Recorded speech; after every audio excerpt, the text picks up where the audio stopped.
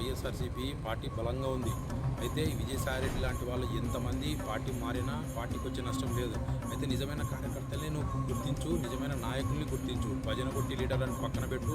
ఖచ్చితంగా నీ పార్టీ 2029లో ఖచ్చితంగా అధికారంలోకి వస్తుంది.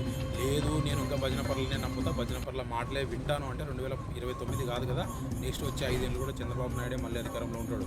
కూటమి చేసే ఎత్తుగడలు, కూటమి చేసేటువంటి ప్లాన్లు, రాజకీయ వ్యూహాలకు నువ్వు దయచేసి బలి కావద్దు. నీ కింద ఉండే వాళ్ళకు కొంతమంది స్వార్థపరులు, నేను భజన కొట్టేటువంటి వాళ్ళు నిన్ను వాడుకుంటున్నారు, నేను రాంగ్ రూట్లో పంపిస్తున్నారు. కాబట్టి అటువంటి వ్యక్తులను ఎంతో జాగ్రత్తగా ఉండు. ఇలాంటి విజయసాయిరెడ్లు 100 మంది పోయినా కూడా నీకు వచ్చే నష్టం లేదు. నీకున్న ఫాలోయింగ్, నీకున్నటువంటి రాజకీయ చతురత, నీకున్నటువంటి ఫేమ్ ఖచ్చితంగా నేను కాపాడుతుంది. అయితే నిజమైన కార్యకర్తలను గుర్తించు, నిజమైన నాయకుల్ని గుర్తించు. భజన కొట్టే వాళ్ళని, నీవు అధికారంలో ఉన్నటువంటి వారిని ఉన్నప్పుడు నీ భజన కొట్టి లక్షల కోట్లు సంపాదించుకున్న వాళ్ళని దయచేసి దూరంగా పెట్టు. నిజంగా కార్యకర్తలు నీకోసం రోడ్న పడి వాళ్ళ ఆశలు అమ్ముకొని తిరుగుతున్నారు, ఎన్నో కష్టాలు పడి తిరుగుతున్నారు. అలాంటి వాళ్ళని గుర్తించు. అలాంటి వాళ్ళకి ఎమ్మెల్సీ లేవు, అలాంటి వాళ్ళకి రాజ్యసభ లేవు. ఖచ్చితంగా నీ పార్టీ మళ్ళీ అధికారంలోకి వస్తుంది. లేదంటే నీ పార్టీ ఇప్పుడు ప్రస్తుతానికి వెంటిలేటర్ మీద ఉంది.